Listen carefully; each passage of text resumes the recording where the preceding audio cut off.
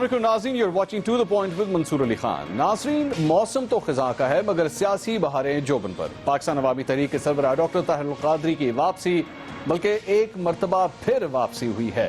قادری صاحب کی انٹری بس موسمیاتی انگڑائی ہے یا پھر اس انٹری کے ساتھ کسی کا ایگزٹ پلان بھی جڑا ہے؟ اور اگر ایسا ہے تو کیا سیاسی کزنز پی ٹی آئی اور پاکستان عوامی تحریک حالیہ تلخیاں بلھا کر ایک کنٹینر پر پھر سے اکٹھے ہوں گے؟ یا اس مرتبہ قادری صاحب کا انقلابی جھکاؤ پیپلز پارٹی یا پھر کسی اور سیاسی دھڑے کی جانب بھی جا سکتا ہے؟ مختصر یہ کہ پی ٹی آئی کے 2 نومبر والی لاک ڈاؤن کی کوششوں کے بعد بھی کوئی پکچر باقی ہے۔ ایک سیاسی بہار پیپلز پارٹی پر بھی آئی ہوئی ہے۔ بلاول بھٹو ایک مرتبہ پھر لانچ ہو چکے ہیں۔ بس فرق یہ ہے کہ اس مرتبہ بلاول بھٹو کو میدان میں اتارنے کے لیے تخت لاہور کا چناؤ کیا گیا ہے، بالکل اسی طرح جیسے 49 سال پہلے ذوالفقار بھٹو نے لاہور کا چناؤ کیا تھا۔ 27 دسمبر کی ڈیڈ لائن، اور کیا یہ بھی کوئی اشارہ ہے؟ ڈیڈ لائن اور 4 مطالبات کی رٹ تو بلاول بھٹو نے لگا رکھی ہے، مگر عمران خان کو سولو فلائٹ کا تانا دینے والی پیپلز پارٹی خود بھی تو سولو فلائٹ ہی لے رہی ہے۔ اور جب پنجاب میں پیپلز پارٹی کا گول ہوتا بستر کھولا ہی جا رہا ہے تو کیا روٹھے بیٹھے پرانے ساتھیوں راجہ ریاض، ناہید خان، صفدر عباسی، سمسام بخاری، ذوالفقار مرزا، فیصل رضا آردی اور نبیل گبول سے بھی رابطے ہوں گے یا ہو رہے ہیں؟ ادھر سرحد پار امرتسر میں ہارٹ آف ایشیا کانفرنس میں بھارتی ہٹ دھرمی کے باوجود پاکستان نے شرکت کی ہے۔ امریکہ اور بین الاقوامی برادری کی مدد کے بغیر اندرون ملک دہشت گردی کی کمر توڑنے والے پاکستان پر الزام تراشی کا سلسلہ بند ہونا چاہیے۔ ہارٹ آف ایشیا کانفرنس میں شریک تمام ممالک کو یہ احساس دلانا ہے کہ افغانستان میں مسئلے کا حل پاکستان کی شمولیت کے بغیر ناممکن ہے، مگر کھسیانی بلی کے گلے میں گھنٹی کون باندھے گا؟ جی ہاں، میرا اشارہ مودی کے بھارت کی طرف ہے۔ ان تینوں اہم معاملات پر اہم ترین شخصیات سے تجزیہ لیں گے۔ آج ہمارے ساتھ موجود ہیں پاکستان عوامی تحریک کے ترجمان اور مرکزی رہنما خرم نواز گنڈا پور، پاکستان تحریک انصاف کے سیکرٹری اطلاعات نعیم الحق، ہمارے ساتھ موجود ہوں گے سابق MNA سردار نبیل گبول اور سابق وزیر خارجہ خورشید محمود قصوری بھی ہمارے ساتھ موجود ہوں گے۔ ایک بریک کے بعد ہمارے ساتھ رہیے گا۔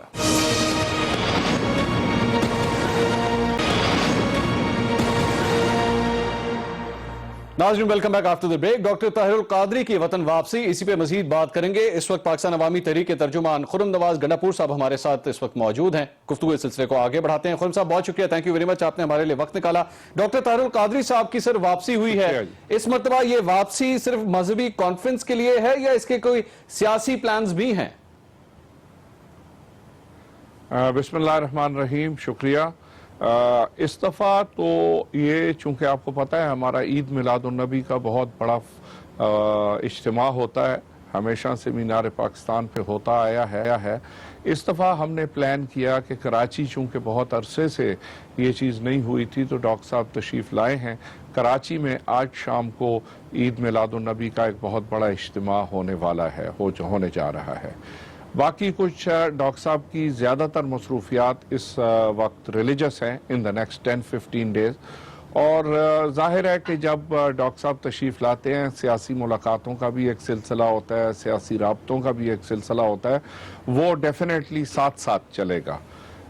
لیکن بنیادی مقصد عید میلاد النبی کا ہے۔ ہماری اپنی منہاج القرآن کی بہت بڑی گیدرنگز ہیں، مختلف فورمز کی، انشاءاللہ تعالی لاہور میں بہت بڑی بڑی ہزار لوگوں کی کانفرنسز ہیں اگلے 5-6 دن، اور اس کے بعد 11 تاریخ کو 10 تاریخ کو ہماری کانوکیشن ہے منہاج یونیورسٹی لاہور کی، 11 تاریخ کو عید میلاد النبی کا جلسہ ہے، اور پھر اس کے بعد اسی طرح اور فنکشنز ہمارے چل رہے ہیں۔ 14 تاریخ کو اجتماعی شادیوں کی بہت بڑی تقریب ہے۔ 18 جون کو جب ڈاکٹر صاحب یہاں پہ تشریف پہلے لے کر آئے تھے تو مال روڈ کے اوپر آپ لوگوں نے ایک بہت بڑا جلسہ کیا تھا۔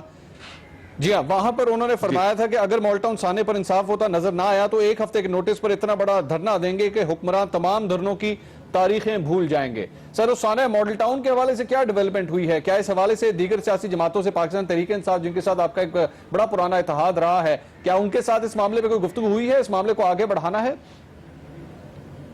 جی الحمدللہ، ایک بات تو میں بڑی واضح انداز میں کہہ دوں کہ پاکستان مسلم لیگ نواز اور مولانا فضل الرحمان کے علاوہ کوئی ایسی سیاسی جماعت نہیں ہے جو ماڈل ٹاؤن پہ مکمل طور پہ ہمارے موقف کی حمایت نہ کرتی ہو۔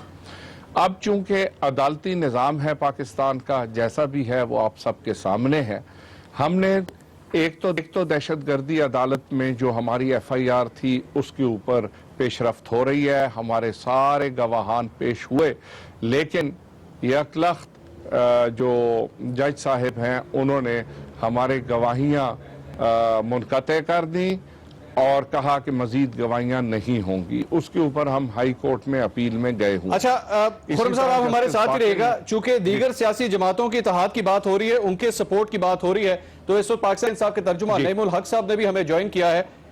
نعیم الحق صاحب، اچھا ان کی لائن ڈراپ ہوگی، ایک بار پھر ان سے ہم رابطہ کرنے کی کوشش کریں گے۔ خرم صاحب یہ بتائے گا، پاکستان تحریک انصاف کو کیا آپ دعوت دیں گے دوبارہ؟ پیناما لیکس کے حوالے سے سپریم کورٹ کے اندر تو وہ اس وقت موجود ہیں، لیکن آپ کی جب پچھلی دفعہ نعیم الحق صاحب کے ساتھ تھوڑی سی ناراضگی ہو گئی تھی، اس کے بعد سے آپ وہاں پہ نہیں گئے، پچھلی تاریخ پہ بھی آپ نہیں تھے، کیا منگل کو دوبارہ آپ جائیں گے؟ وہ انفارچونیٹلی ایسا ہوا ہے کہ شاید اس تاریخ تو میں نہیں جا سکوں گا، کیونکہ میں نے جیسے کہا منہاج القرآن کا ایک بہت فنکشن ہے بڑا، لیکن اس سے اگلی تاریخ۔ اچھا آپ ذرا ہمارے ساتھ رہیے گا سر، سوری میں انٹرپٹ کر رہا ہوں، نعیم الحق صاحب ہمارے ساتھ موجود ہیں۔ میں ایک بات کر لوں پھر آپ نعیم الحق صاحب ہمارا آپ بولیے۔ نعیم الحق صاحب سے اگر میں عرض کرتا ہوں، ایک چھوٹا سا واقعہ ہوا، وہ دو افراد کے درمیان تھا، نہ تو وہ تحریک انصاف اور پاکستان عوامی تحریک کا آپس کا معاملہ تھا، اور اگر فکری اور نظریاتی طور پہ کسی پارٹی سے ہماری اہم آہنگی ہے تو وہ پاکستان تحریک انصاف ہے۔ اب آپ بات کریں۔ Good to hear that. اچھا نعیم الحق صاحب موجود ہیں۔ نعیم الحق صاحب السلام علیکم۔ جی وعلیکم السلام سر، بہت شکریہ آپ نے ہمارے لیے وقت نکالا۔ خرم نواز گنڈا پور صاحب کی میرے خیال میں آپ نے گفتگو سن لی، انہوں نے کہا کہ دو افراد کے درمیان ذاتی معاملہ ہے، یہ دو سیاسی جماعتوں کے درمیان کسی قسم کا کھچاؤ نہیں ہے، آپ بھی ایسا ہی سمجھتے ہیں؟ بالکل صحیح کہا انہوں نے، میں ان کی بات سے پورا اتفاق کرتا ہوں۔ ہم سمجھتے ہیں کہ ہمارے اور اس کے درمیان مکمل طور پر خیالات کی پاکستان کے قومی اور بین الاقوامی مسائل کے حوالے سے ہم آج موجود ہیں، اور وہ ایک چھوٹا سا واقعہ تھا جس کو ہم نے بلا دیا ہے اور اس کی کوئی اب اہمیت نہیں ہے۔ اہمیت اس بات کی ہے کہ جو جن عظیم مقاصد کے لیے ہم اور مولانا طاہر القادری صاحب اور ان کی جماعت جدوجہد کر رہے ہیں، ہم زیادہ سے زیادہ ایک دوسرے کے ساتھ تعاون کر کے ان مقاصد کی تحصیل کے لیے پوری کوشش کریں۔ اچھا ایک بے شک اس بات کے ساتھ یہ جڑی بات نہ ہو نعیم الحق صاحب، جس طرح خرم صاحب بھی فرما رہے تھے، لیکن پچھلی تاریخ، یہ جو ابھی پچھلی تاریخ پیناما لیکس کے حوالے سے گزری تھی، اس پہ پاکستان عوامی تحریک کا کوئی بھی نمائندہ وہاں پہ موجود نہیں تھا۔ اب وہ فرما رہے ہیں کہ آگے بھی کچھ نہیں یہ میں انٹرپٹ کروں گا۔ ہمارے اسلام آباد کے وکلاء سارے موجود تھے، جی ہمارے اسلام آباد کے وکلاء موجود تھے، میں خود نہیں جا سکا، اور وہ میں نے آپ کو کہا کہ یہ اگلی تاریخ جو ہے اس کے بعد والی تاریخ پہ میں ضرور موجود ہوں گا، کیونکہ پیناما لیکس سے یہ صرف پاکستان تحریک انصاف کا ایشو نہیں ہے، یہ پاکستانیوں کا ایشو ہے، اور اس میں ہم برابر کے ان کے ساتھ کھڑے ہوئے ہیں۔ ٹھیک ہے نعیم الحق صاحب، اب معاملات چلیں، یہ جو نظریاتی معاملات تھے یا پارٹی کے حوالے سے یا پیناما کے حوالے سے چلیں، وہ بات تو ٹھیک ہے۔ اب آپ دونوں کے آپس کے درمیان جو تعلقات خراب ہوئے تھے، اس کی وجہ سے ایک بڑا، آپ کو پتہ ہے میڈیا کے اندر بھی بہت اس معاملے کو ہائپ مل گئی تھی، ان معاملات کو، آپ دونوں کے آپس کے معاملات کو حل کرنے کے لیے کچھ کیا گیا ہے؟ وہ آپس میں ٹھیک ہوئے ہیں یا نہیں؟ دیکھیں میں اس کے پر گفتگو نہیں کرنا چاہوں گا، میں بڑا احترام بیٹا بھول صاحب کا، اور انہوں نے بھی اور میں نے بھی اس معاملے میں مکمل طور پہ خاموشی اختیار کی ہے، کیونکہ میڈیا نے اس کو کچھ زیادہ ہی اچھال دیا تھا۔ میں سمجھتا ہوں کہ ہماری جو قدریں ہیں، اقدار ہیں، وہ مشترک ہیں، تو اس معاملے کو مزید اس پر گفتگو کرنا میں مناسب نہیں سمجھتا، مگر میں سمجھتا ہوں کہ اب ہمارے تعلقات میں کسی قسم کا تناؤ موجود نہیں۔ اچھا میں اس لیے یہ بات کہہ رہا ہوں کیونکہ اب سے کچھ دن پہلے ستمبر کے مہینے میں شری مزاری صاحبہ نے ڈاکٹر طاہر القادری صاحب کو پاکستان کا فتح اللہ گولن قرار دے دیا تھا، وہ بھی آپ کی پارٹی کی ترجمان ہے، تو یہ کھچاؤ تو اس طرح لگتا ہے جیسے ابھی بھی موجود ہے۔ نہیں، وہ شری کا اپنا ذاتی ایک وہ ٹویٹ تھا جس کا پارٹی کے موقع سے کوئی تعلق نہیں تھا، وہ ان کا ذاتی ٹویٹ تھا، اس کی اہمیت اس سے زیادہ نہ سمجھی جائے۔ اچھا یہ بتائیے گا کہ اب آگے یہ معاملہ جس طرح عدالت کے اندر تو ہے، اس بات کے اوپر تو کوئی دو رائے نہیں ہے کہ پاکستان عوامی تحریک اور پی ٹی آئی کے درمیان پاناما لیکس کے حوالے سے کیا اس معاملے کو عدالتی طور پر حل کرنا چاہیے یا سڑک پہ کرنا چاہیے؟ یہ تو اختلاف موجود ہے کہ اس معاملے کو کس طرح آگے لے کے چلنا چاہیے۔ اب آگے جا کے اگر آپ کوئی جلسہ جلوس یا احتجاج کرتے ہیں، عوامی تحریک کو انویٹیشن موجود ہے؟ بالکل موجود رہے گا، اور ہمارے اور اس کے رہنما ہیں وہ صاحب سے ڈاکٹری بات ہیں۔ دیکھیے، ماڈل ٹاؤن کا سانحہ اس کی رپورٹ ڈالی گئی، ڈان لیک کا جو واقعہ پیش آیا اس معاملے میں جو ان کی پراسرار قسم کی جو کمیٹی ایک تحقیق کر رہی ہے، ہمیں اس پر شکوک و شبہات موجود ہیں۔ ہم سمجھتے ہیں کہ حکومت ہر قسم کے ہتھ کنڈے استعمال کر رہی ہے کہ وہ پاناما کی تہہ تک سپریم کورٹ بھی نہ پہنچ پائے، اور سپریم کورٹ میں بھی انہوں نے جعلی ڈاکومنٹ جیسے قطر کا جو خط وہ انہوں نے پیش کیا۔ جی، تو یہ سب واقعات ہیں، اور میں سمجھتا ہوں کہ ان پاکستان کے مسائل کے حل کے لیے ایک بہت ہی انقلابی قسم کا جذبہ چاہیے جو ہمارے ہاں بھی موجود ہے اور پور صاحب کی جماعت میں بھی موجود ہے۔ اچھا، اور میں سمجھتا ہوں کہ یہ ضروری ہے آگے بڑھنے کے لیے کہ پاکستان کے جو مسائل ہیں وہ ایک بہت ہی انقلابی سوچ کے ساتھ حل کیے جائیں، ایک روایتی سوچ کے ساتھ حل نہ کیے۔ بالکل صحیح کہہ رہے ہیں آپ۔ خرم نواز گنڈا پور صاحب، 2 نومبر کی جو لاک ڈاؤن کی صورتحال تھی اور جو وہ لاک ڈاؤن نہیں ہوا تھا، پاکستان عوامی تحریک کو کچھ ریزرویشنز تھی پاکستان تحریک انصاف سے، وہ ریزرویشن پوری طرح دور ہو چکی ہیں؟ کیا ڈاکٹر طاہر القادری صاحب کا عمران خان صاحب سے دوبارہ رابطہ ہوگا؟ دیکھیں، 2 چیزیں میں بڑی واضح کر دوں۔ 31 اکتوبر، 1 اکتوبر اور 30 اکتوبر، ان تینوں دنوں میں چودھری سرور صاحب کے ساتھ میری بہت لمبی اور ڈیٹیل ڈسکشنز ہوئی۔ 28 تاریخ کے جلسے میں شیخ رشید صاحب تشریف لائے تھے، اگر آپ نے دیکھا ہو، بلکہ آپ کے چینل نے بھی کور کیا تھا، میں بھی اسی علاقے میں تھا، اور جو وہاں کے حالات تھے، تو اس لیے یہ کسی سٹیج پہ نہیں سوچنا چاہیے۔ میری چودھری سرور صاحب سے بڑا ریگولر رابطہ رہتا ہے، علیم خان صاحب سے۔ اگر 2 پارٹیاں یہ سمجھتی ہیں کہ یہ نظام کرپٹ ہے اور ان حکمرانوں کو جانا چاہیے کیونکہ ان کی وجہ سے کرپشن کو فروغ ہوا ہے، تو براڈر پرسپیکٹو میں ماڈل ٹاؤن پہ انہوں نے ہمیشہ ہمیں سپورٹ کیا ہے اور مکمل طور پہ سپورٹ کیا ہے۔ اگر آپ کو یاد ہو کہ پنجاب اسمبلی میں سب سے پہلے اس ایشو کو ریز کرنے والے میاں محمود الرشید صاحب تھے جو لیڈر آف دی اپوزیشن ہیں۔ اگر مائنر گلیچز ہوتے ہیں تو ان کو بڑھا چڑھا کے پیش نہیں کرنا چاہیے۔ پاکستان مسلم لیگ نواز کے بارے میں ہمارا موقف بالکل واضح ہے اور خرم نواز صاحب مجھے اجازت دیجیے گا، جی مجھے اجازت دیجیے گا خرم نواز صاحب، آپ بھی میرے لیے بڑے محترم ہیں۔ نعیم الحق صاحب ہمارے ساتھ لائن پہ ہیں۔ نعیم الحق صاحب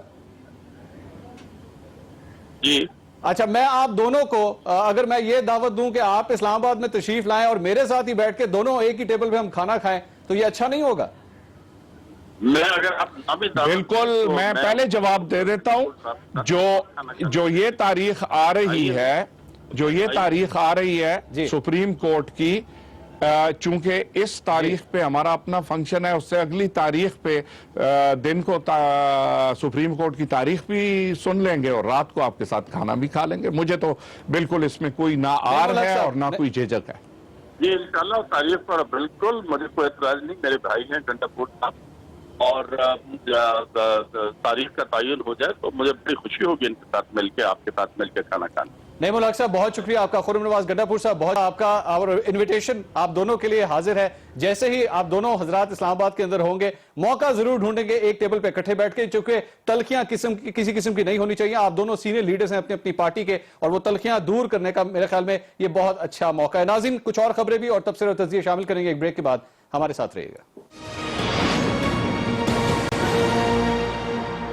ناظرین، welcome back after the break. اب کچھ بات کرتے ہیں پاکستان پیپلز پارٹی کی۔ پاکستان پیپلز پارٹی کے چیئرمین بلاول بھٹو زرداری صاحب نے اعلان کیا ہے کہ 2018 میں وزیر اعظم وہ ہی بنیں گے، اور اس کے ساتھ ساتھ اس بات کا بھی اعلان کیا کہ الیکشنز بھی اب وہ لڑیں گے۔ پاکستان پیپلز پارٹی جو کہ پنجاب کے اندر کنارہ کش دکھائی دیتی تھی، اس کے حوالے سے اب یہ کہا جاتا ہے کہ اسے ایک بار پھر ریوائیو کرنے کی کوشش کی جائے گی، ایک نئی جان ڈالنے کی کوشش کی جائے گی۔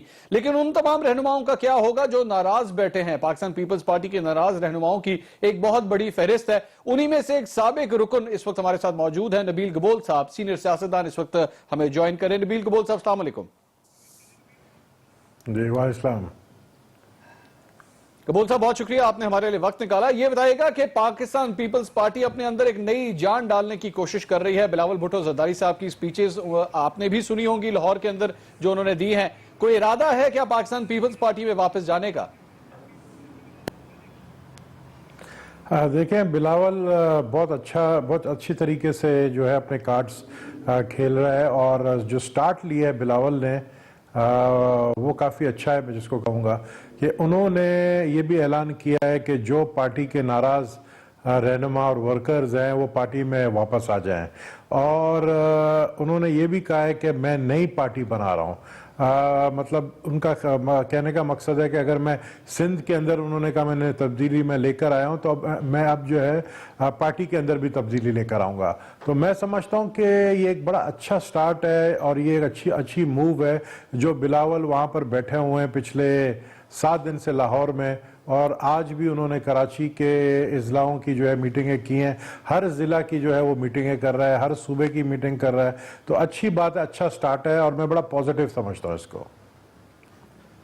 اچھا، لیکن قبول صاحب یہ بتائے گا کہ بے شک آپ اس کو پازیٹیو سمجھے، لیکن صرف نئی جان ڈال دینا، کہہ دینا اور پرانے رہنماؤں کو بلا لینا، ناراض رہنماؤں کو بلا لینا، کیا اس سے تمام تر معاملہ ٹھیک ہو جائیں گے؟ یا دراصل میں نظریاتی طور پر جو بھٹو کی پیپلز پارٹی ہوتی تھی، اسے بھٹو کی پیپلز پارٹی کو زندہ کرنے کے لیے رستہ بہت لمبا ہے، ابھی بہت مشکلات ہیں، کیا یہ بات درست ہے؟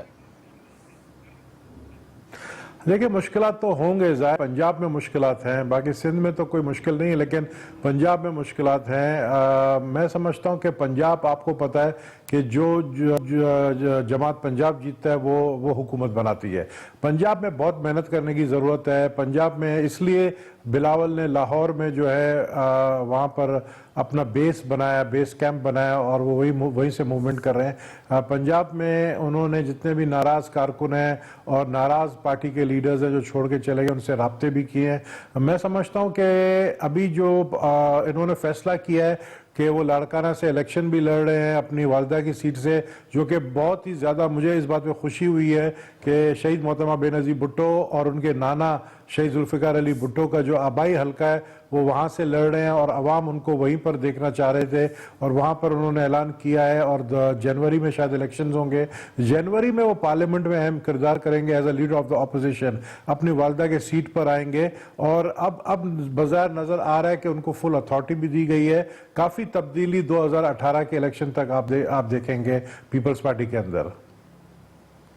لیکن قبول صاحب جب 2 نومبر کے لاک ڈاؤن کی اناؤنسمنٹ کی گئی تھی پاکستان تحریک انصاف کی جانب سے، تو آپ بھی اسلام آباد پہنچے تھے اور آپ نے بھی پاکستان تحریک انصاف کے اس لاک ڈاؤن میں شرکت کا اعلان کر دیا تھا. وہ اور بات ہے کہ بعد میں وہ لاک ڈاؤن نہیں ہوا تھا. اس ساری صورتحال کے اندر آنے والے الیکشنز کے اندر 2018 کے جو انتخابات ہوتے ہیں اس میں آپ کس کو آگے دیکھتے ہیں؟ کیا پاکستان تحریک انصاف آگے رہے گی یا پاکستان پیپلز پارٹی سے ہرانے میں کامیاب رہے گی؟ دیکھیں میں نے تو یہ کہا تھا کہ جو بھی تحریک چلائے گا موجودہ حکمرانوں کے خلاف، پاناما لیکس کے خلاف، میں ان کے ساتھ کھڑا ہوں. عمران خان نے کہا کہ میں لاک ڈاؤن دھرنا دوں گا، میں نے کہا میں تمہارے ساتھ کھڑا ہوں. اسی طریقے سے بلاول نے کہا کہ میں 27 دسمبر کے بعد سڑکوں پر نکل کے آؤں گا، تو میں نے یہ بھی کہا کہ میں پیپلز پارٹی کے ساتھ کھڑا ہوں. جو بھی اس حکومت کے خلاف تحریک چلائے گا میں اس کے ساتھ کھڑا ہوں. میں سمجھتا ہوں کہ 27 دسمبر کے بعد پیپلز پارٹی اور دوسری جماعتیں بھی اپنی الیکشن کمپین شروع کر دیں گی. اور یہ جو باتیں ہیں پاناما لیکس یا دھرنا دینے کی باتیں، یہ ساری ایک الیکشن کمپین ہے ان کی. اور کیونکہ پاناما لیکس کا جو فیصلہ آئے گا وہ سپریم کورٹ سے ہی آئے گا. اب وہ کیا فیصلہ آتا ہے اس میں ظاہر ہے پی ٹی آئی کے لیے بہت ہی ایک امپورٹنٹ ڈیسیشن ہوگا، کیونکہ پی ٹی آئی کو اس سے فائدہ بھی ہو سکتا ہے اور اس سے نقصان بھی ہو سکتا ہے. اگر حق میں فیصلہ آ گیا نواز شریف کے، تو نواز شریف پھر 2018 کے الیکشن میں اس کو مضبوط پوزیشن میں دیکھ رہا ہوں. لیکن یہ جس طرح آپ نے بات کی کہ پاکستان تحریک انصاف کے لیے نقصان دہ بھی ثابت ہو سکتا ہے جو بھی سپریم کورٹ کی جانب سے فیصلہ آتا ہے. پرویز مشرف صاحب تو عمران خان صاحب کے حوالے سے یہ کہہ چکے ہیں کہ سپریم کورٹ میں اگر پاکستان تحریک انصاف یہ کیس ہار جاتی ہے تو انہیں سیاست سے استعفیٰ دے دینا چاہیے، اپنے عہدے سے استعفیٰ دے دینا چاہیے. معاملہ یہاں تک سنگین ہونا چاہیے کیا؟ نہیں، خیر استعفیٰ تو دینے کی میں نہیں سمجھتا ہوں کہ ضرورت ہے. یہ ایک سیاست کے اندر، یہ سیاست کا حصہ ہے.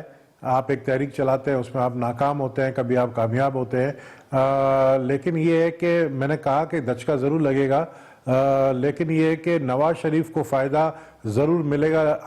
اگر تو نواز شریف چونکہ خود چوتھی دفعہ تو وزیر اعظم ویسے بھی نہیں بنیں گے، چوتھی دفعہ مجھے نہیں لگتا ہے کہ مسلم لیگ نون بھی حکومت میں آئے گی جب تک وہ کسی کے ساتھ، خصوصاً پیپلز پارٹی کے ساتھ کولیشن گورنمنٹ نہیں بناتی ہے.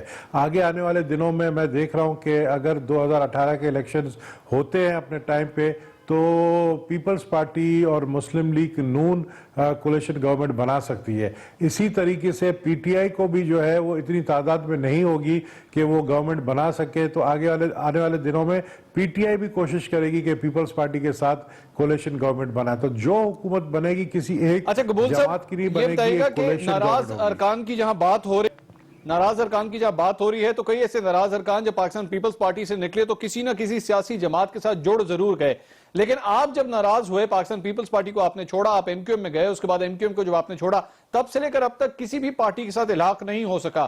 آپ کی ڈیمانڈز مشکل ہیں یا رستے بند ہو چکے ہیں کہ کوئی بھی پارٹی آپ کو لے نہیں رہی؟ نہیں، مجھے تو ماشاءاللہ پارٹیاں بہت زیادہ ہی ان کی مہربانی ہے کہ انہوں نے مجھے آفرز بھی دی ہیں اور مجھ سے رابطے میں بھی ہیں، یہ بھی میں آپ کو بتا دوں. لیکن کہتے ہیں نا کہ آسانی سے کسی کے ہاتھ آنے سے آپ کی قدر نہیں ہوتی ہے، تو ذرا جو چیز مشکل سے ملتی ہے اس کی قدر بھی ہوتی ہے. تو پچھلے 27 سال میں سیاست میں رہا ہوں، میں نے یہ سب چیزیں میں نے بڑی ایکسپیرینس بھی کی ہے اور اس کی ایکسپیریمنٹ بھی کی ہے. تو جو چیز آسانی سے ملتی ہے اس کی قدر نہیں ہوتی ہے، جو چیز مشکل سے ملتی ہے اس کی قدر ہوتی ہے، چاہے وہ پالیٹکس ہو چاہے وہ کوئی رشتہ ہو. تو پھر یہ بات تو کہنا درست ہوگا کہ آپ نے فیصلہ جو کرنا ہے وہ پاکستان پیپلز پارٹی اور پاکستان تحریک انصاف کے درمیان ہی کرنا ہے. بالکل درست کہہ رہے ہیں آپ، فیصلہ ان دونوں پارٹیوں میں سے ایک کا کرنا ہے. اور لوگ ہمیشہ کہتے ہیں کب کرو گے، تو جس طرح کہتے ہیں نا کہ اچھا رشتہ جب آتا ہے ایک ساتھ 2-3 طرف سے تو پھر آپ کو ہر چیز دیکھنا پڑتا ہے. تو میں صرف اتنا کہوں گا کہ مجھے عوام کی خدمت کرنی ہے. عوام میری ہے، لیاری کی عوام، پاکستان کی عوام، ان کو مجھے دیکھنا ہے. ان کے ساتھ میں آج کل بہت ہی زیادہ انوالوڈ ہوں. آپ نے دیکھا ہوگا پچھلے دنوں ٹاک شوز بھی میں لیاری کے اندر. لیکن قبول صاحب، جس طرح آپ نے فرمایا اچھا رشتہ آتا ہے تو فیصلہ کر لینا چاہیے. کبھی کبھار اچھا رشتہ نہ آئے تو عمر بیت بھی جاتی ہے شادی کرنے کی. کہیں ایسا تو نہیں ہے کہ عمر بیت چکی ہے اب شادی کرنے کی؟ آج کل ٹرینڈ آپ کو پتہ ہے نا کہ ٹرینڈ جو ہے وزیر اعظم کا تو میں نہیں کہوں گا، لیکن ٹرینڈ یہ بن گیا ہے کہ پکی عمر والے کو صدارت بھی ملتی ہے اور گورنرشپ بھی ملتی ہے. تو سیاست کے اندر عمریں نہیں دیکھی جاتی، اور جس سے پیار محبت ہوتا ہے تو پیار محبت میں بھی عمریں نہیں دیکھی جاتی ہیں. اچھا یہ بھی بتائیے گا قبول صاحب، میں اس لیے بھی یہ سوال کر رہا تھا، پاکستان تحریک انصاف کی جانب سے بھی جو کراچی اور سندھ کے عہدیدار ہیں ان کا ناموں کا اعلان کیا جا چکا ہے، اور پاکستان پیپلز پارٹی نے بھی کراچی کے حوالے سے ڈاکٹر عاصم کو صدر منتخب کر دیا ہے، نامزد کر دیا ہے. کہیں لسٹ میں اب آپ کا نام نہیں ہے، تو اس لیے کیا آپ کی کم از کم یہ ڈیمانڈ تو ہوگی، کیونکہ آپ کا لیاری سے آپ کا تعلق ہے، تو آپ کی یہ ڈیمانڈ تو ہوگی کہ جو عہدیداروں کے ناموں کا اعلان کیا جائے ایک سینئر عہدہ آپ کو بھی ملنا چاہیے. تو اس ریس سے تو آپ کم از کم ان دونوں پارٹیوں سے باہر نکل چکے ہیں. نہیں، میں کسی بھی جماعت میں جاؤں گا انکنڈیشنلی جاؤں گا. میری کوئی یہ ڈیمانڈ نہیں ہوگی کہ مجھے کوئی سیٹ دیا جائے. میں نے نہ کوئی ڈیمانڈ کی ہے. جن کے ساتھ میری باتیں چل رہی ہیں میں نے ان سے کوئی یہ ڈیمانڈ نہیں کی ہے کہ مجھے سیٹ دیا جائے. ہاں مجھے آفرز ضرور انہوں نے دی ہیں، لیکن میں نے یہی کہا ہے کہ میری اس وقت دیکھیں میرا جو فوکس ہے میرا حلقہ ہے لیاری میں بہت ایشوز ہیں، بہت پرابلم ہے. لیاری کے اندر لیڈرشپ کا ایک گیپ ہے. لیاری کے لوگوں کے پاس کوئی لیڈر ہی نہیں ہے. تو میں فوکس کر رہا ہوں اپنے لوگوں کے، اور ابھی بھی میں ان کے کام کر رہا ہوں، جبکہ میں الیکٹڈ نہیں ہوں میں ان کے کام کر رہا ہوں. تو میرا فوکس اس وقت لیاری ہے. تو میرا کوئی ڈیمانڈ نہیں ہے کہ مجھے عہدہ دیا جائے. اور عہدے تو آپ کو پتا ہے میں سینٹرل کمیٹی کا ممبر پیپلز پارٹی کا رہا ہوں. میں جب ایم کیو میں بھی گیا تو انہوں نے بھی سینٹرل کمیٹی کا ممبر بنایا. مجھے دوسری جماعت سے بھی بڑے آفرز ہیں. مجھے مجھے سندھ کے صدارت کے بھی آفرز ملے کسی ایک جماعت سے، لیکن میں نے یہ کہا نا کہ میرے لیے یہ عہدے امپورٹنٹ نہیں ہے، میرے لیے جو امپورٹنٹ چیز ہے اپنے حلقے کے عوام کے مسائل حل کرنا ہے وہ زیادہ امپورٹنٹ ہے. ان پر میں فوکس کر رہا ہوں کہ کون سی ایسی جماعت ہے جس پہ جا کر میں لیاری کے مسائل حل کر سکوں. جہاں پہ لیاری کے مسائل کی بات ہو رہی ہے تو کراچی کی سیاست کے اندر دھڑے بندی آج کل کافی زیادہ ہو رہی ہے. M Q M Pakistan, M Q M London, Pak Sarzameen party, Musharraf صاحب بھی اس بات کا اظہار کر چکے ہیں کہ وہ بھی کسی نہ کسی طرح یہاں کی سیاست کے اندر کوئی رول پلے کرنا چاہتے ہیں. آپ سمجھتے ہیں کہ سابق صدر پرویز مشرف کراچی کی سیاست کے حوالے سے کسی نئے دھڑے کی صدارت کر پائیں گے یا کسی نئے دھڑے کے حوالے سے وہ بھی فور فرنٹ پہ آ سکتے ہیں؟ میرے خیال میں نئے دھڑوں کی ضرورت نہیں ہے، دھڑے موجود ہیں. ایم کیو ایم کے اندر 3 دھڑے ہیں اور چوتھا دھڑا جو ہے وہ پرویز مشرف صاحب نے جو ان کے ساتھ ملاقات ہوئی ہے ایم کیو ایم کے رہنما فاروق ستار سے، عشرت لباس سے اور مصطفیٰ کمال سے بھی، تو پرویز مشرف صاحب کی یہ خواہش ہے کہ یہ سارے دھڑے بندیاں ختم ہو اور خصوصاً پی ایس پی اور ایم کیو ایم پاکستان ایک ہو جائے اور اس کی سرپرستی وہ کرے، جس کے لیے میں سمجھتا ہوں کہ کچھ لوگ تیار نہیں تھے. لیکن پرویز مشرف صاحب نے یہ بھی کہا کہ نام ایم کیو ایم نہیں ہونا چاہیے. ایم کیو ایم چونکہ ایک بدنام نام ہے اور ایم کیو ایم کا جب آپ نام لیتے ہیں تو الطاف حسین کو آپ اگنور نہیں کر سکتے. M Q M means Altaf Hussain, تو اس کو نیا نام دیا جائے جس کی پھر وہ سرپرستی کرنے پر تیار ہے، جس کا فیصلہ ابھی تک ہوا نہیں ہے. لیکن مجھے نظر آ رہا ہے کہ 2018 کے الیکشن میں پتنگ جس کے ہاتھ پہ ہوگی وہ سیٹیں کچھ نکالے گی، اور پتنگ کا جو نشان ہے وہ مجھے نظر آ رہا ہے کہ فاروق ستار والی جو گروپ ہے اس کے ہاتھ پہ ہوگی. نویل قبول صاحب بہت شکریہ، آپ نے پروگرام کے لیے وقت نکالا. ناظرین، نویل قبول صاحب کی گفتگو آپ نے سنی. پاکستانی سیاست کے اندر جب بھی کوئی تبدیلی آتی ہے نویل قبول صاحب کا تبصرہ اور تجزیہ اس حوالے سے کافی اہمیت رکھتا ہے. Heart of Asia conference Bharat کے اندر منعقد کی گئی. سرتاج عزیز صاحب نے پاکستان کی وہاں پر نمائندگی کی. سابق وزیر خارجہ خورشید محمود قصوری صاحب اب سے کچھ دیر کے بعد ہمارے مہمان ہوں گے، ان سے بھی تبصرہ اور تجزیہ اس سلسلے میں حاصل کریں گے. لیکن اس سے پہلے یہاں وقت ہوا ہے ایک بریک کا، ہمارے ساتھ رہیے گا.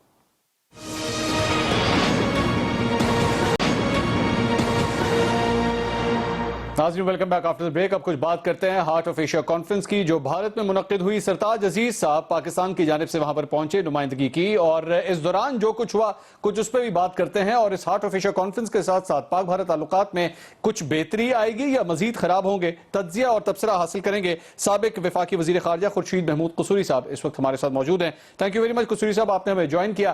ہارٹ آف ایشیا کانفرنس سے سر آپ کیا سمجھتے ہیں، پاکستان گین کر کے آئے گا یا پاکستان کا جانا ہی سرے سے غلط تھا؟ نہیں، جانا تو غلط اس لیے نہیں تھا کہ افغانستان مرکزی حیثیت رکھتا ہے پاکستان کے لیے، کیونکہ یہ تاریخ اس بات کی گواہ ہے کہ جب افغانستان کے اندرونی حالات خراب ہوتے ہیں، لا اینڈ آرڈر پرابلم ہو یا اس نوعیت کے اور مسائل، تو اس کا ڈائریکٹلی پاکستان پر اثر پڑتا ہے. یہ میں 1979 سے پہلے کی بات نہیں کر رہا. علامہ اقبال نے کہا تھا، اور اس وقت تو پاکستان بنا نہیں تھا، یہ خطہ جو بعد میں پاکستان بن گیا اس کے بارے میں کہا تھا جب when Afghanistan sneezes this area، India کو کہہ رہے تھے catches cold. تو مطلب یہ ہے کہ ہمارا تو ان سے بڑا پرانا تعلق ہے، اور اس وقت پہلی جنگ عظیم سے اگر آپ شروع ہو جائیں تو بہت سے لوگ یہاں سے گئے تھے افغانستان میں تاکہ برٹش انڈیا کو آزادی دلا سکیں. ایک پرانی یہ کہانی ہے. پھر جلال الدین افغانی کا اپنا ایک رول رہا ہے، تو یہ تاریخی ہے. اب آپ آئے کہ کیا ہم گئے غلط تھے؟ نہیں، غلط نہیں گئے تھے. مسئلہ یہ ہے کہ یہ افغان صدر کو سوچنا پڑے گا. میں ان کے بارے میں مختلف اظہار رائے کروں گا اور نریندر مودی صاحب کے بارے میں مختلف. تو جب تک ہم ان دونوں کی پوزیشن نہیں سمجھیں گے ہم صحیح نتیجے پہ نہیں پہنچ سکتے.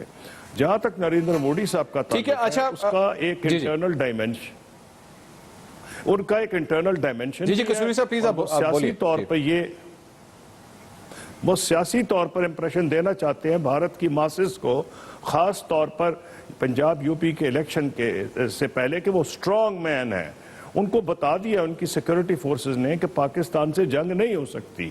اسی لیے انہوں نے وہ ڈرامہ رچایا تھا ایک سرجیکل سٹرائکس کا، تاکہ عوام کو وہ کے غصے کو ٹھنڈا کرے، جس غصے کو انہوں نے خود بھڑکایا ہے. اب آپ آ جائیں افغان صدر کو میں یہ کریڈٹ دوں گا کہ وہ پہلے پاکستان آئے، انہوں نے پوری کوشش کی کہ پاکستان سے تعلقات اچھے ہوں. اس میں کچھ غلط ان کی بھی ایکسپیکٹیشنز تھیں اور کچھ ہم سے بھی غلطی ہوئی کہ ہم نے امپریشن یہ دیا کہ ہم افغان طالبان کو ٹیبل پہ لے آئیں گے. مطلب ہم کوشش تو کر سکتے ہیں اور اگر لے بھی آئیں تو وہ جو ہے ہم اس پوزیشن میں نہیں کہ انہیں ہم پریشرائز کریں. اس وقت بھی پریشرائز نہیں کر سکے جب افغانستان کے ہیڈ تھے ملا عمر، جب امیر تھے اس وقت جو ٹوٹلی وہ پاکستان پہ ڈیپینڈنٹ تھے، ساری دنیا سے بائیکاٹ تھا، پھر بھی وہ ہمارے اپنے دہشت گرد وہاں پکڑ لیتے تھے اور وہ ان کو ہمیں ہینڈ اوور نہیں کرتے تھے، ان کو حفاظت کرتے تھے. تو ہم سے قصوری صاحب یہ بتائے گا، قصوری صاحب یہ بتائے گا کہ اگر یہ سمجھنا ضروری ہے، یہ میں آتا ہوں، یہ سمجھنا ضروری ہے کہ ہم جو ہیں ہمارا رول پازیٹیو رہا ہے لیکن ہم نے فورن پالیسی کے لیول پہ ہمارا نیریٹو اتنا درست نہیں رہا جیسے ہونا چاہیے. جی اب فرمائیں. ٹھیک ہے. اچھا قصوری صاحب، پاک بھارت تعلقات کے حوالے سے آپ نے اس پہ بک بھی لکھی ہوئی ہے، لیکن اس موجودہ صورتحال کے اندر ریسٹرینٹ دکھایا ہے پاکستان نے پچھلے 1-1.5 مہینے کے اندر. اڑی اٹیک کے بعد جو کچھ بھی ہوا ہے لائن آف کنٹرول کے اوپر، پاکستان نے اب تک تو ریسٹرینٹ دکھایا ہے، لیکن اب کی صورتحال یہ ہے کہ پاکستان میں ایک نئے آرمی چیف آ چکے ہیں، وہ اس عہدے کو سنبھال چکے ہیں اور موجودہ صورتحال میں پاکستان پیپلز پارٹی پہلے ہی بار بار مطالبہ کر رہی ہے کہ ایک وزیر خارجہ کی کمی ہے پاکستان کے اندر. آپ سمجھتے ہیں یہ ریسٹرینٹ اور فوج کا اور سویلین حکومت کا ایک پیج پہ ہونا یہ برقرار رہے گا یا اس میں کوئی فارن پالیسی میں کوئی تبدیلی آ سکتی ہے؟ نہیں، دیکھ پہلی بات تو ضروری ہے کہ فوج اور گورنمنٹ ایک پیج پہ ہوں. بحث سابق وزیر خارجہ مجھے اس بات کا پورا ادراک ہے. اگر یہ شائبہ بھی ہو کہ نہیں ہے تو اس کا ہمیں نقصان ہوگا اور میری خواہش ہوگی کہ یہ نہ ہو، لیکن اس میں پرائمری ذمہ داری پرائم منسٹر نواز شریف کی ہے، حکومت کے وہ ہیڈ ہیں اور ان کو انسٹیٹیوشنلائز ڈیسیجن میکنگ کی طرف جانا پڑے گا. کیا مطلب ہے میرا کہ چاہے وہ اس کو نیشنل سیکورٹی کونسل کہیں یا کیبنٹ کمیٹی اور نیشنل سیکورٹی، اس کی سیکریٹریٹ ہے، اس میں لائق لوگ ہیں. میں ان کو جانتا ہوں. محمد صادق فورن آفس کے بندے ہیں، پہلے وہ کابل میں ہمارے سفیر بھی رہے ہیں، میرے وقت میں وہ واشنگٹن میں نمبر 2 تھے، قابل آدمی ہیں. ان کی بات نہیں میں کر رہا ہوں. لیکن اگر آپ انسٹرومنٹس کو یوز ہی نہ کریں، آپ مطلب ہوتا ہے فوٹو آپ کے لیے تو نہیں ہوتی نا نیشنل سیکورٹی کونسل کے، دو ایک تصویر آ جائے، ایک پہ آرمی چیف بیٹھے ایک پہ وہ بیٹھے، نہیں، it is not a substitute. Meetings ہونی چاہیے، لمبی میٹنگز ہونی چاہیے. نیچرلی سیویلینز کی اکثریت ہوگی لیکن سارے جو سربراہ ہیں دفاعی افواج کے اور چیئرمین جوائنٹ چیف سٹاف اور ISI کی نمائندگی ہونی چاہیے وہاں، اور وہ بات کریں، کئی گھنٹے بات کریں. نہیں فیصلہ ہوتا تو کئی سیشنز کریں، ان کے منٹس ہونے چاہیے. اس میں سے پالیسی ایوالو ہوگی. اب پالیسی ایوالو ہوگی تو سب لوگ کمٹ کر ہو جائیں گے، اونرشپ ہوگی. اس کے بغیر بالکل آگے نہیں بڑھ سکتے. تو یہ سب سے بڑی بات. نمبر 2، فورن منسٹر کا نہ ہونا، میں 100% اگری کرتا ہوں، یہ بہت بڑی زیادتی ہے ایک ایسے وقت میں جب پاکستان کو اتنے زیادہ چیلنجز ہیں. کئی لوگ کہہ سکتے ہیں فرق کیا پڑتا ہے، اور بھی میں بتاتا ہوں فرق یہ پڑتا ہے کہ اگر ایک محکمے کا ہیڈ ہی پرائم منسٹر ہے، پرائم منسٹر کے پاس ٹائم ہی کوئی نہیں ہے، 36 ان کے کام ہیں، ان کی ویسے بھی priority number 1 national election plan ہونی چاہیے. فائلیں کچھ 40 تو فائلیں میرے ٹیبل پہ ہوتی تھی صبح 9 بجے، جو اتنی زیادہ فائلیں اس میں پھر ٹیلی گرامز کا ایک تھپا لگا ہوتا تھا جو باہر سے آ رہے تھے. ہمارے سفیر ہمیں لیٹسٹ ڈیلی سچویشن بتاتے تھے سینسٹیو کیپٹل سے. انفارمیشن کے بعد آپ پالیسی ایوالو کر سکتے ہیں. وہ سرتاج عزیز صاحب کو انہوں نے ٹھیک ہے ایڈوائزر بنایا لیکن ان کو انڈر کٹ کیا. پہلے ان کو نہیں انہوں نے فل پاورز دی ایز فورن منسٹر. نمبر 2، اگر ان کو وہاں بھی امپاور کر دیتے، وہاں کیا ضرورت ہے کہ ایڈوائزر کے آفس کے اندر جب وہ ہیں تو وہاں فاطمی صاحب جو کہ ایک لائق آدمی ہیں، میں ان کی لیاقت پہ شبہ نہیں کر رہا کہ وہ ایک ٹرینڈ ڈپلومیٹ ہے، ان کو پرائم منسٹر ہاؤس میں بٹھائیں. بھئی پرائم منسٹر کو ضرورت ہے نا اسپیشل اسسٹنٹ کی، سرتاج عزیز صاحب کو تو نہیں ہے. اس سے اتھارٹی ان کی انڈر کٹ ہوتی ہے، وہ لیڈ پرووائڈ نہیں کر سکتے. جو بندہ خود کانفیڈنٹ، اس کو یہ ڈر ہو، اس کو پیچھے اپنے مڑ کے دیکھنا پڑے، تو یہ بہت ظلم ہے. اور ہم نے پھر فوکس گروپس میں کرنا ہے. صرف ایک یونائٹڈ نیشنز کی سپیچ سے کچھ بھی نہیں ہوگا. آپ کو لیٹ سے ہیومن رائٹس کی آرگنائزیشنز ہیں امریکہ میں بھی، برطانیہ، یورپین یونین فوکس کریں. بڑے بڑے اخبارات ہیں، بڑے بڑے تھنک ٹینکس ہیں. آپ کو اپنا موقف بتانا پڑے گا، اپنا نیریٹو بتانا پڑے گا. آپ کا مضبوط موقف ہے، آپ بتاتے ہی نہیں ہیں، تو یہ بہت ضروری ہے. اچھا، یہ कसूरी साहब ये बताइएगा कि सीपेक के मंसूबे के हवाले से हम देख रहे हैं कि चाइना के ऊपर, अब इसको लफ्ज डिपेंडेंस कहें या ना कहें, लेकिन वो नजर आती जरूर है, और इंटरनेशनल फोरम्स के अंदर चाइना अभी तक तो हमें बैक करता आया है। लेकिन पाक भारत कशीदगी अगर बढ़ती है आने वाले चंद महीनों के अंदर, जिस तरह आपने पहले भी जिक्र किया, तो क्या हम इस हवाले से भी चाइना पे मजीद डिपेंड कर सकते हैं कि चाइना एक दोस्त के तौर पे हमारे साथ इस मामले पे पूरी तरह हमारे साथ खड़ा होगा? देखिए, दो हिस्से हैं आपके सवाल के। मैं बिल्कुल किसी पे भी डिपेंडेंट नहीं होना चाहता।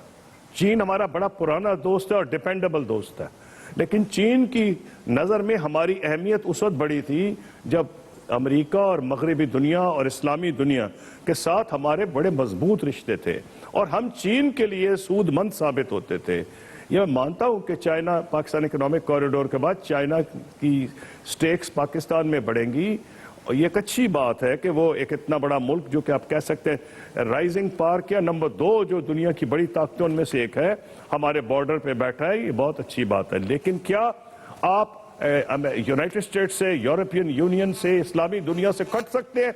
बिल्कुल नहीं। कोई एक मुल्क दूसरे का नेमुल बदल नहीं। आपकी फॉरेन पॉलिसी प्रोएक्टिव होगी, मल्टी फैसेटेड होगी, ये नहीं और यूनी डायरेक्शनल नहीं होगी। आपको तमाम ममालिक से हालात बेहतर करने पड़ेंगे।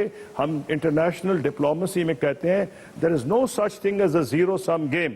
अब आप देख लें कि आज रूस के जो नुमाइंदे हैं उन्होंने अमृतसर में पाकिस्तान की सपोर्ट की है।